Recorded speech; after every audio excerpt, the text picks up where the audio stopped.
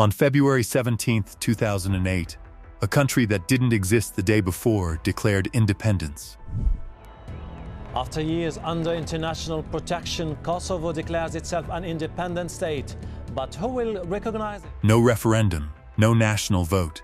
A parliament of 109 members decided, and a nation of 7 million Serbs lost the land they consider the birthplace of their civilization. Within hours, the United States recognized it. Sunday, the people of Kosovo declared their independence. They have asked the United States for diplomatic recognition. And yesterday, the United States formally recognized Kosovo as a sovereign and independent nation.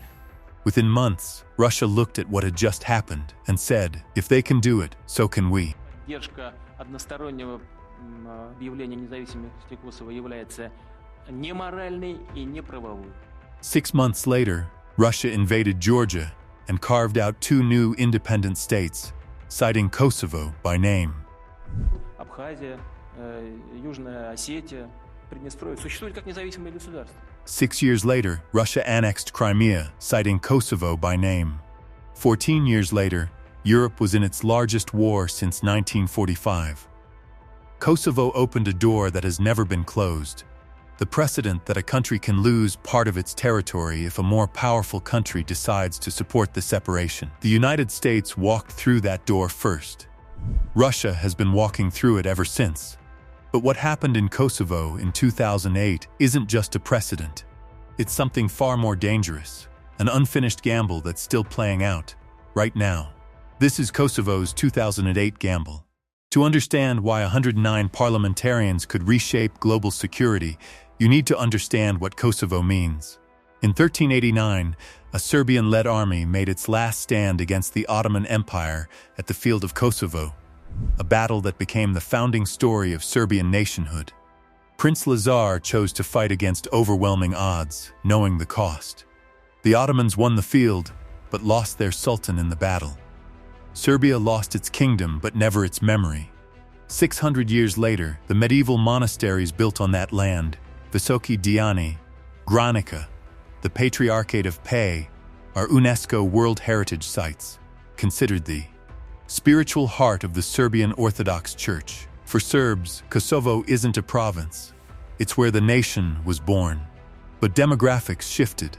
Under Tito's 1974 Yugoslav constitution, Kosovo received broad autonomy. Over the following decades, the Albanian population grew, while the Serbian population declined through emigration, higher Albanian birth rates, and economic migration.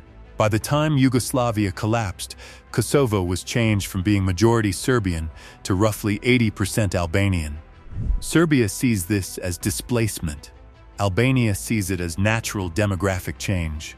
Both narratives shaped everything that followed. In 1998, violence escalated between Serbian security forces and the Kosovo Liberation Army, the KLA. The United States' own special envoy to the Balkans, Robert Gelbard, publicly called the KLA without any question a terrorist group. That's a direct quote, on the record, February 1998. Less than a year later, NATO was effectively fighting on the KLA's side, bombing Serbia for 78 days without UN Security Council authorization. Russia vetoed every attempt to authorize it. NATO went anyway. For the first time, the alliance used offensive military force against a sovereign country, and it did so without a UN mandate. After the war, KLA commanders didn't disappear. They became Kosovo's government. Hashim Taj, a KLA leader, became prime minister, then president. However, in 2020, he was indicted by the Kosovo Specialist Chambers in The Hague for war crimes and crimes against humanity, including murder, persecution, and torture. The prosecution has requested 45 years. His trial is still ongoing. A man the United States once called a terrorist became the president of the country the United States helped create and is now on trial at an international court the West helped establish. The humanitarian crisis was real. Hundreds of thousands of Kosovar Albanians were displaced. The violence was documented, but the strategic calculations behind the intervention were also real.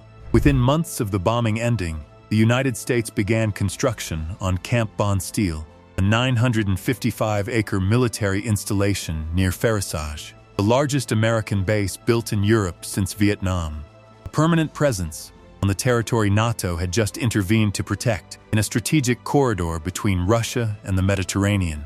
The humanitarian concerns and the strategic motives existed side by side. Both are documented. The question of which one actually drove the decision has never been answered honestly. That's the foundation. What was built on top of it changed the world. Subscribe so you don't miss where this goes. 1 year before Kosovo declared independence, Vladimir Putin stood at the Munich Security Conference and delivered a warning nobody took seriously. February 2007. Putin told the room, full of Western defense ministers and diplomats, that if the West allowed Kosovo to separate from Serbia without UN authorization, Russia would treat it as a universal precedent. If borders can be redrawn for Kosovar Albanians, he said, they can be redrawn for anyone. The West dismissed it as posturing. Kosovo declared independence 11 months later. 6 months after that, August 2008, Russia invaded Georgia. It recognized South Ossetia and Abkhazia as independent states. Russian officials cited Kosovo explicitly. "You set the precedent," they said. "We're following it." 6 years later, March 2014, Russia annexed Crimea. Putin's speech to the Russian parliament on March 18th named Kosovo directly. The Crimean referendum was modeled on Kosovo's independence process.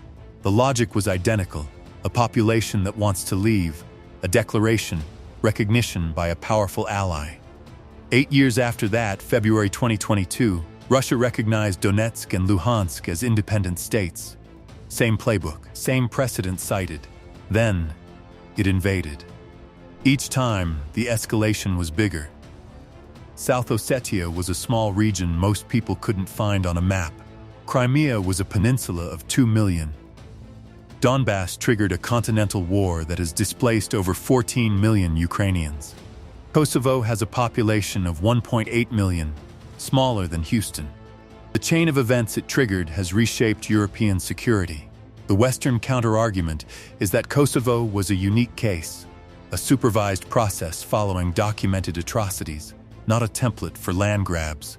That argument has merit. But Putin stated his intentions a full year in advance. Nobody listened. The precedent is set. But the gamble itself, Kosovo, is still unresolved. Like and subscribe as we break down conflicts into facts you can actually understand. As of 2026, roughly 100 of the United Nations' 193 member states recognize Kosovo. The rest do not. Serbia doesn't. Russia doesn't. China doesn't. 5 EU and NATO members, Spain, Greece, Slovakia, Romania, and Cyprus, also refuse. Not because they support Serbia's position on Kosovo specifically, but because they fear the precedent for their own separatist regions. Catalonia, Northern Cyprus, Hungarian minorities. Each refusal is a country protecting itself from its own Kosovo. The United States, Germany, and France lobbied aggressively for recognition. Smaller countries faced significant diplomatic pressure. The recognition count grew, but never reached consensus. Half the world still considers Kosovo part of Serbia. And the only internationally binding legal framework, UN Security Council Resolution 1244, passed in 1999, still technically defines Kosovo as an autonomous province under UN administration within Serbia's borders. The ICJ's 2010 advisory opinion said Kosovo's declaration didn't violate international law, but advisory opinions aren't binding. UN Resolution 1244 is.